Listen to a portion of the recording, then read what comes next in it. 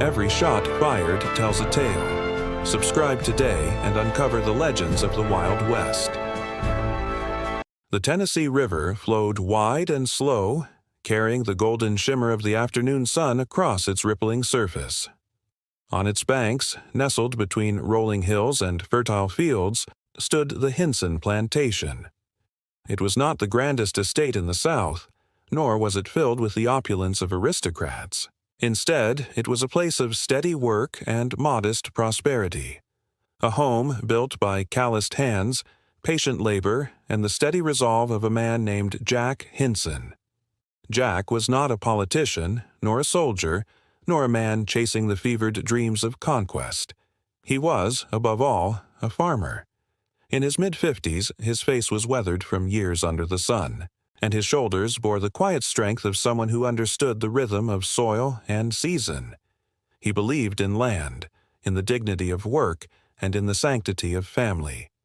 To Jack, the world beyond his fields often felt distant, like a storm on the horizon that might rumble but never quite reach his valley.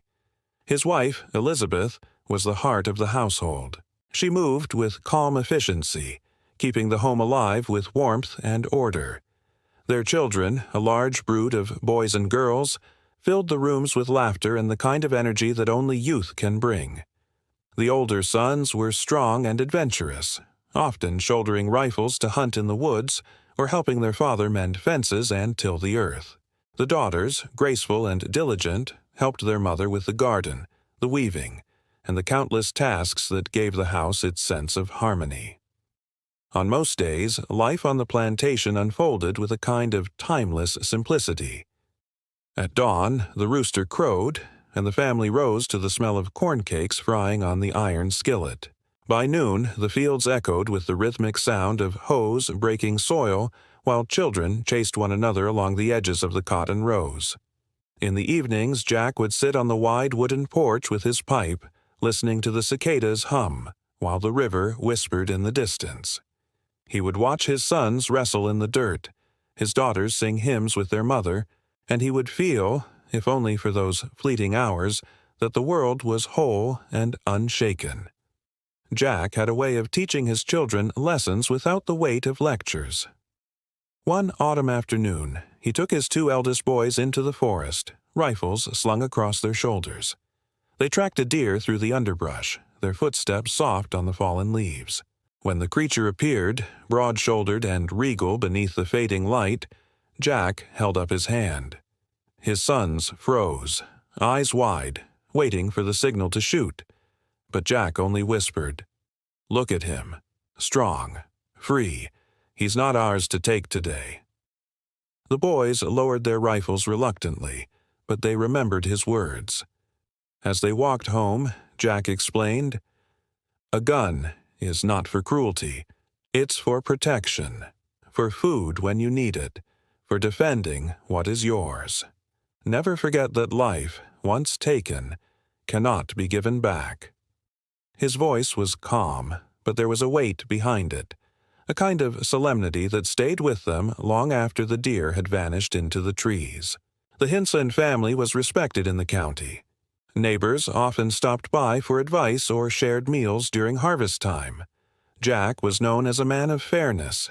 He avoided gossip, refused to take sides in petty disputes, and believed that every man should live according to his conscience. In a region already showing the first signs of political fracture, that neutrality set him apart. Where others argued over Lincoln and secession, Jack stayed silent. "Let the politicians fight it out," he would say. "This land has seen more seasons than any war can last." Still, there were moments when the storm beyond the hills crept closer. Rumors drifted downriver of armies forming, of states choosing sides, of families being torn apart by loyalties to North or South. In the taverns, men raised their voices, fists pounding on wooden tables as they debated honor, duty, and vengeance. Jack listened but never joined in. His loyalty was to his soil, his family, and his God. He had no taste for war. That did not mean he was naive. He knew how fragile peace could be. His father had fought in earlier frontier skirmishes, and the stories of bloodshed had passed down through generations. Jack simply prayed that history would not repeat itself. Not here, not on the quiet banks of the Tennessee River. One evening, as the family gathered around the table, Elizabeth noticed the faraway look in her husband's eyes. The stew grew cold as the children chattered about their day, but Jack barely spoke. When the youngest asked him why, Jack finally replied, "Because I fear. The river will soon carry more than logs and boats. It will carry war." Elizabeth touched his hand. Her eyes filled with quiet worry, but she said nothing. They both knew that worry would not stop what was coming. Yet despite the gathering tension, life carried on at the plantation. The cotton still needed picking, the livestock still needed tending, and the children still needed raising. Jack clung to those routines, as if hard work and family love could somehow build a wall strong enough to keep the chaos of the world at bay. For now, the plantation remained a sanctuary. Fireflies sparkled across the fields at dusk, and hymns drifted from the porch as the family sang together in the soft twilight. The laughter of children mixed with the croak of frogs and the rustle of summer wind. It was a fragile peace, but it was theirs. Jack could not know that these were the final days of innocence. Soon, soldiers would march across his land, suspicion would fall upon his family, and the river he loved would carry the echoes of gunfire. But in those moments, beneath the Tennessee sky, Jack Hinson was simply a father, a husband, and a farmer who wanted nothing more than to be left in peace. The spring of 1861 came heavy with more than pollen and rain. Across Tennessee, the air carried the scent of iron and the weight of rumor. Men spoke of Lincoln's election as if it were thunder before a storm, and the talk of secession had spread like wildfire through the taverns, churches, and courthouses. Tennessee stood on the fault line of the Union and Confederacy, its people split in loyalty, its land destined to bleed for both sides. For Jack Hinson, neutrality was not simply a choice, it was a creed. He had no stake in the quarrels of politicians. His plantation was modest, his wealth measured in acres and family, not influence. Yet even a man determined to stand apart could not escape the divide. Neighbors who once traded seed and shared tools now eyed each other with suspicion, as if the color of one's allegiance could be read in the tilt of a hat or the tone of a greeting. Unionists held sway in the mountain towns, while Confederate sympathies dominated the river valleys. Meetings turned into rallies, rallies into militias, and militias into marching lines of men bearing muskets. Jack watched it all with the unease of a man who knew history was pulling him toward a conflict he wanted no part of. "Father," one of his older sons said one evening as they worked the fence line, "what will happen if Tennessee joins the Confederacy?" Jack hammered a nail into the post, then paused, sweat trickling down his temple. "Then Tennessee will tear itself apart," he said, "because not everyone will follow. Some will fight for the Union, some for the South, and in the middle, families like ours." The boy nodded, though the answer did little to ease the tightness in his chest. At church on Sundays, the division cut deeper. The preacher thundered about loyalty and sacrifice, invoking scripture as he urged men to defend their homes against the northern aggressor. But half the congregation shifted uneasily in their pews, unwilling to damn the Union they still loved. After the sermons, arguments broke out in the churchyard, the smell of biscuits and fried chicken mixing with the sharp bite of anger. Jack often gathered his family and left quickly, preferring silence to the poison of neighbor turned against neighbor. Yet silence did not shield him. In Dover, just down the river, Unionist meetings were broken up by Confederate patrols. Young men, once boys Jack had seen fishing on the river banks, now strutted with gray or blue cockades pinned proudly to their hats. Some stopped by the plantation to persuade, or pressure, Jack's sons to enlist. "The cause needs good men," they'd say. "Don't you want to defend your home?" Jack would step forward, his tall frame and steady gaze enough to send them packing. "My home will be defended by me," he told them flatly. The Hinson name became a subject of whispers. Some neighbors called Jack a coward for refusing to pick a side. Others, Union loyalists, suggested his silence masked Confederate leanings. In truth, he was neither. He was only a father who wanted his sons to grow old, not die in muddy fields far from home. But the war crept closer. In February of 1862, the guns roared at Fort Donelson, less than a dozen miles from Jack's plantation. The thunder of cannons rolled across the hills, rattling windows and shaking the earth. Elizabeth gathered the younger children close, her face pale with dread. The older boys watched from the ridge, the flashes of artillery lighting the horizon like summer storms. When the Union Army claimed victory, thousands of blue-coated soldiers poured into the region. They marched along the roads, camped in fields, and commandeered homes for headquarters. They brought with them not only power, but suspicion. Every family was interrogated, every farm inspected. Allegiances were demanded, and those who refused to declare themselves often paid dearly. Jack kept his head down. He offered no hospitality to the soldiers, but he did not provoke them either. When Union officers rode past his gates, he tipped his hat but did not bow. His plantation was not a fortress, but he tried to make it invisible, just another farm along the river, too small and unimportant to notice. But invisibility was a fragile shield. One afternoon, a squad of Union soldiers stopped at the Hinson plantation. Their boots crushed the flower beds, their bayonets glinted in the sun as they demanded food and drink.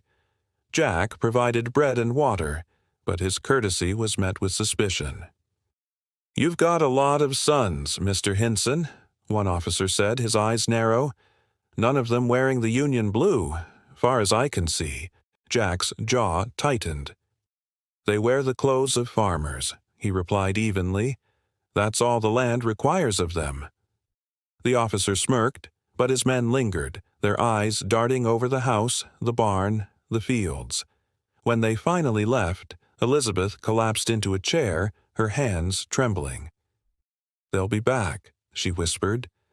Jack said nothing, but in his heart he knew she was right. The Tennessee River, once the artery of trade and life for the Hinson family, had become a highway of war. Union gunboats patrolled its waters, their cannons casting long shadows across the fields. Confederate raiders prowled the banks, ambushing supply lines. Each side demanded loyalty, each side punished neutrality. Jack held firm, but every day the walls closed in tighter. His children grew restless, his neighbors more hostile, his land more dangerous. He had planted himself in the soil of Tennessee with the hope of living a quiet, steady life. Now that soil was soaked with the blood of soldiers, and his home lay at the crossroads of a nation tearing itself apart. One evening, as the sun sank low and the cicadas hummed, Jack sat on the porch with his pipe. His sons gathered around him, their young faces hardening under the weight of questions no boy should have to ask. "Father," one of them said, "if the soldiers come for us, what do we do?" Jack drew a long breath, the smoke curling in the air. "We endure," he said finally. "We endure as long as we can. But remember this, when a man is pushed too far, when they harm what he loves most, then even a farmer may become something else." The words lingered in the dusk like a prophecy. Jack did not yet know how soon that prophecy would be tested, or how the choice to remain neutral would shatter in blood and fire. For now, the Hinson plantation stood in the uneasy silence of a land divided, waiting for the storm to break. By the summer of 1862, Jack Hinson's plantation no longer felt like the safe haven it once was. The wide Tennessee River that flowed near his land, once a symbol of commerce and life, had transformed into a border of suspicion and control. Union gunboats prowled its waters, their cannons pointed inland like accusing fingers. Soldiers patrolled the banks, and every farm along its shores was considered either ally or enemy. Jack tried to keep his household invisible, but invisibility was a fragile defense. The Hinson plantation stood too near to the river, too close to the eyes of the Union officers determined to root out Confederate sympathizers. And though Jack swore to stay neutral, the sight of his strong sons, working the fields instead of serving in blue, drew unwanted suspicion. One humid morning, soldiers appeared again, their bayonets glinting as they marched through the gates. Elizabeth was in the kitchen, baking bread, while Jack worked the fence line with his younger sons. The soldiers spread across the yard like a dark cloud. Their officer, a young lieutenant with sharp eyes and an even sharper suspicion, called out, "Mr. Hinson, your family's loyalty remains unclear. Where do you stand in this war?" Jack laid down his hammer and stood tall, his weathered face unreadable. "I stand with my land, Lieutenant, my crops, my family, that's all." The officer smirked, but his words dripped with threat. "Neutrality is a lie. Sooner or later, every man picks a side. Refuse, and we'll decide for you." They demanded supplies, corn, tools, livestock. Jack, though seething, complied. To resist would invite accusations of treason. Yet the soldiers lingered, eyeing the Hinson boys as if measuring their worth for the army.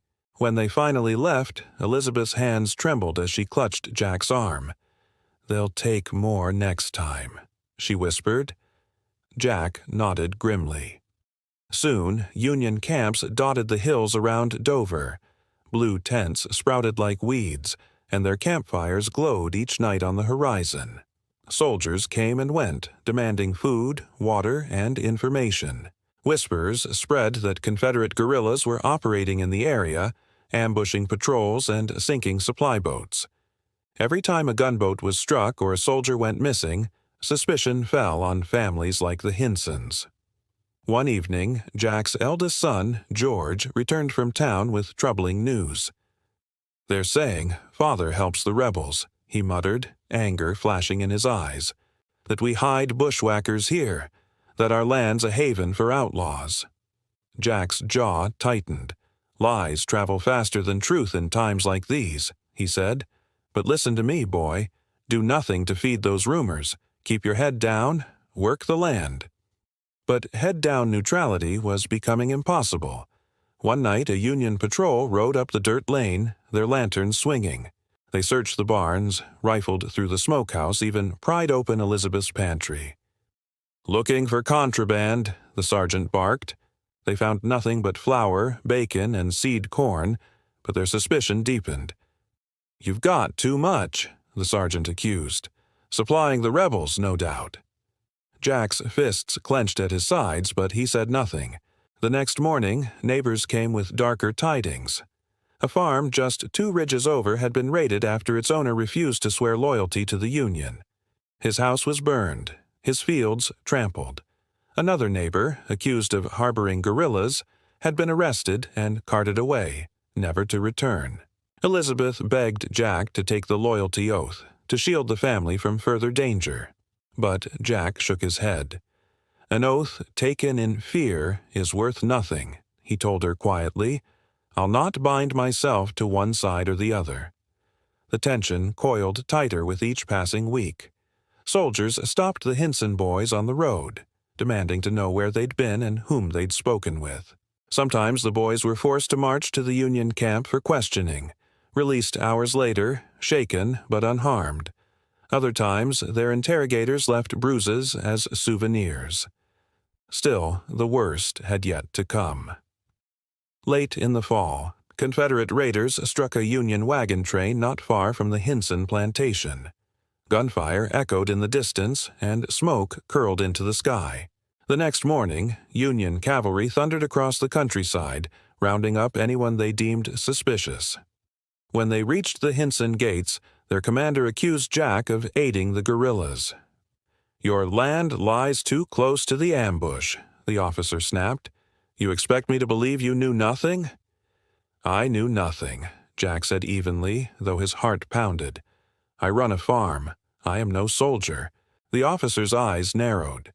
His men seized 2 of Jack's sons, George and John, dragging them forward as Elizabeth screamed. "We'll have the truth from them," the officer declared. Jack's protests were silenced by the cold barrel of a pistol pressed against his chest. The soldiers hauled the boys away, their shouts echoing into the night. Elizabeth collapsed onto the porch steps, sobbing, while Jack stood frozen, fury burning in his veins. He had sworn neutrality, had offered no resistance, and yet his family was branded guilty by suspicion alone. For days, no word came. Jack rode to Dover, only to be turned away at the Union camp. "Your boys are traitors," an officer sneered. "If they're innocent, they'll be released." But Jack knew better. Innocence mattered little in the haze of war. When word finally did reach him, it came like a hammer blow. His sons had been accused of guerrilla activity, tortured for confessions, and executed without trial. Their bodies were left in the open, a warning to others. Jack rode home in silence, carrying the unbearable news. His wife collapsed in grief. His younger children clung to each other, weeping. Jack walked alone into the fields, his fists trembling, his face carved in stone. Neutrality had cost him everything. And in that moment, as he stood beneath the vast Tennessee sky, Jack Hinson's resolve hardened. The farmer who had once sought only peace felt the stirrings of something darker.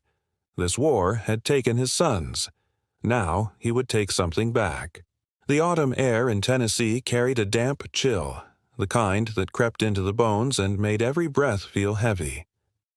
Jack Hinson walked the edges of his plantation at dawn, the mist rising like pale smoke over the fields. For weeks he had sensed the world tightening around him, an invisible noose woven by suspicion, soldiers, and the restless shadow of war. But nothing could have prepared him for the moment that would shatter his family forever. Two of his sons, George and John, were young men in their prime, barely out of their teens, strong from farm labor and as headstrong as the Tennessee hills that raised them. They were not soldiers, not outlaws, not spies. They were simply Jack's boys, carrying the Hinson name and the stubborn pride of their father. Yet in a land where every neighbor was suspected, and where neutrality was seen as betrayal, innocence offered no shield. One morning, Union patrols swept into the valley like a sudden storm. Their boots crushed the frosted grass as they spread across the plantation. A captain, his uniform still damp from rain, rode up to the porch with a detachment of soldiers behind him. His eyes were cold, the kind of eyes that had grown accustomed to power and suspicion. "Where are your boys, Hinson?" the captain demanded. Jack stood tall but calm. "They're tending the stock. We've no part in this war, Captain. My family asks for nothing but peace." But rumors had poisoned the ears of the soldiers. Whispers that the Hinson sons were guiding Confederate scouts through the hills, that their laughter had been heard around rebel camps, that their faces had been seen too often near skirmishes along the river. It did not matter that the whispers came from jealous neighbors or bitter rivals. In wartime, whispers were as deadly as bullets. George and John were dragged back by the patrol within the hour. Their clothes were muddied, their hands bound behind them with coarse rope. They protested, shouting their innocence, but the soldiers ignored their words. Jack tried to reason, his voice steady but urgent, pleading that his sons had done nothing, that they were farmers, not fighters. The captain did not listen. Orders had come down swiftly and without mercy. The boys were to be made examples. To the Union, neutrality itself was an act of rebellion, and the message had to be carved into the land with blood. The execution site was chosen with chilling simplicity, a tall oak tree at the edge of the Hinson property, its branches thick and twisted, its roots gripping the earth like iron claws. The soldiers tied rough nooses as if preparing for a chore rather than a judgment. Jack's wife, Elizabeth, rushed forward, her cries piercing the air. She clutched at the captain's sleeve, begging for mercy, her voice breaking with every plea. "They are just boys. They have done nothing. You cannot, please, you cannot take them." The captain shoved her aside, his jaw tight. "This is war, ma'am, and in war, innocence is a luxury no one can afford." Jack moved to step between his sons and the soldiers, but bayonets glinted in warning. For the first time in his life, he felt powerless. His strength, his reputation, his very presence meant nothing against the cold machinery of war. The boys tried to be brave. George, the eldest, shouted to his father, "Tell them, Pa, Tell them we ain't guilty." His voice cracked, but his eyes burned with the same defiance Jack had once seen in his own reflection. John, quieter, simply bowed his head, whispering a prayer under his breath. The ropes were slipped around their necks, rough fibers cutting into young flesh. Elizabeth sobbed, collapsing to the ground, her hands clutching the dirt as if she could anchor her sons to life by sheer will. Jack's hands clenched into fists so tight that his knuckles bled. But he did not move. He knew one wrong step would mean his own death, and then Elizabeth would be left alone. The captain gave the order. The horses jerked forward. The sound, the crack of the rope, the gasps of the boys, seared itself into Jack's mind like a brand. His sons kicked and struggled, their bodies twisting in the air, their eyes wide with terror and betrayal. And then, slowly, too slowly, the struggle ceased. 2 lives stolen, dangling from a tree that would forever stand as a monument to cruelty. The soldiers rode away, leaving silence in their wake. The oak tree groaned in the wind, its branches swaying under the weight of death. Elizabeth's wails echoed across the hills, a sound so raw and broken that even the crows fell silent. Jack stood beneath the tree, staring up at the bodies of his sons. His face was stone, but inside, a fire unlike any he had ever known was born. It was not the fire of grief alone, nor even of rage. It was something colder, sharper, forged by injustice. He untied the ropes himself, his hands trembling as he cradled each son, lowering them gently to the ground. He knelt in the dirt, his tears falling onto their lifeless faces. In that moment, the last threads of neutrality within him snapped. The war had taken his sons, branding them guilty without trial, without evidence, without mercy. And so Jack Hinson, the farmer who had once begged only for peace, became something else entirely. As night fell, he dug the graves with his own hands, the lantern light casting long shadows over the earth. Elizabeth wept beside him, whispering their boys' names as if saying them aloud could keep them alive in memory. Jack placed stones carefully over the mounds, his movements deliberate, ritualistic, as if each rock were a vow. When the graves were finished, Jack stood silently, the shovel still in his hand. His body was weary, his heart shattered, but his eyes burned with new purpose. He looked toward the hills, where Union patrols moved like ghosts in the dark and whispered words only the night could hear. They will pay. Every last one of them. It was not the cry of a grieving father. It was the oath of a man reborn in vengeance. And in that vow, the legend of Jack Hinson, the Civil War sniper who refused to forgive, was born.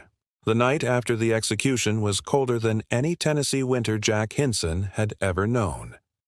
The plantation, once filled with the sounds of his children's laughter, now lay in suffocating silence.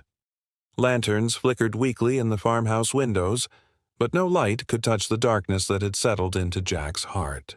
He sat alone on the porch, his rifle across his knees, not in defiance, but in ritual.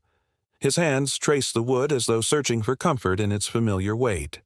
All around him, the hills whispered with the voices of the dead. He had buried his boys with his own hands, and yet he still heard them calling.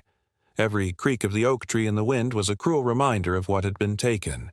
Elizabeth remained inside, her sobs muffled by the walls. Grief had carved deep lines into her face in a single day.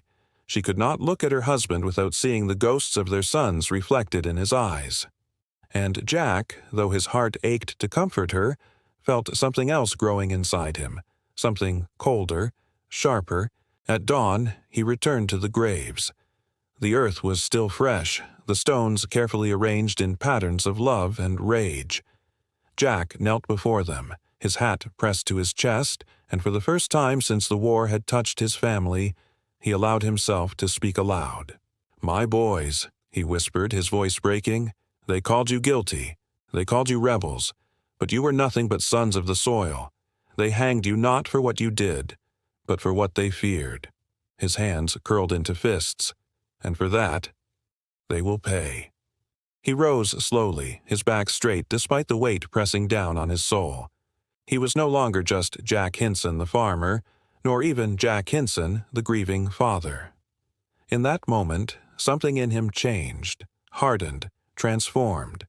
The war had found him, torn his life apart, and now he would return the favor. The decision was quiet, but absolute. He would not charge into battle with bayonets. He would not rally men with speeches or banners.